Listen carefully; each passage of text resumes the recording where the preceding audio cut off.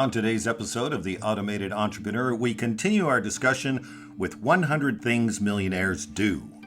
Today, leverage your money wisely. When leverage is at play, a little becomes a lot, and a small hill can be turned into a majestic mountain. It's very hard to get rich by only relying on your own money. Instead, it's common for investors to borrow money, using the extra funds to buy assets such as properties, shares, or businesses. Borrowing like this is referred to as leverage. It's not just about having more money.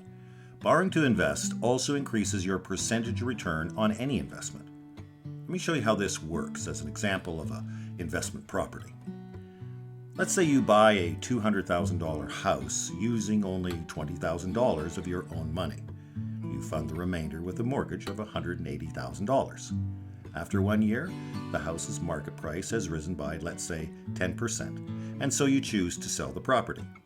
Proceeds of the house sale, $220,000.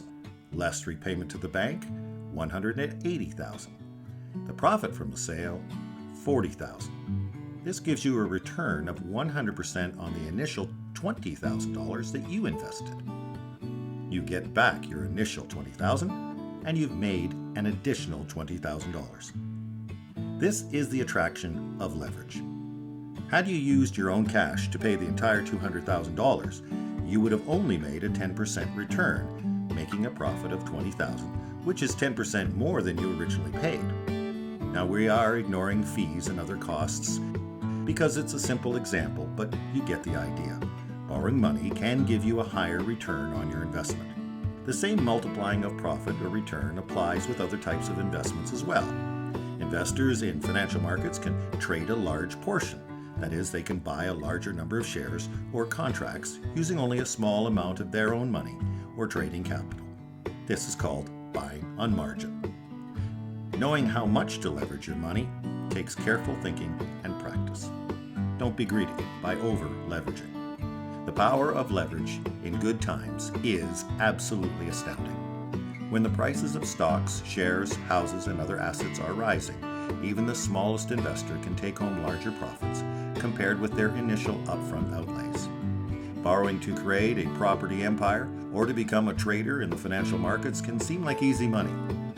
It is no surprise that there are so many property mortgages. In fact, in Canada alone, there are over 10 million mortgages worth more than $1.5 trillion. The danger comes when prices fall and you find yourself unable to pay off your borrowings from any available sales proceeds. In the example of the $200,000 house price, imagine if house prices fell by 20%. Your house would now only be worth $160,000, but you would owe the bank $180,000. If this were your only problem investment, perhaps you could live with a $20,000 short-term loss. But how do you cope with it if you have bought 4 other properties at the same time, all relying on the similar bank loans? Do you hold on to them? Do you hope that they rise in value, or do you sell and take the loss? How would you repay the bank the full amount that's owed them? So you see, you have to be careful about how many assets of any kind you use with leverage.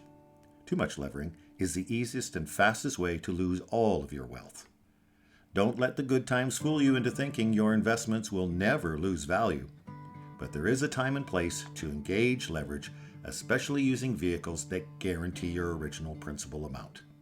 Always ask yourself if you can survive a downturn in the value of your leveraged investments. And that's this episode of The Automated Entrepreneur.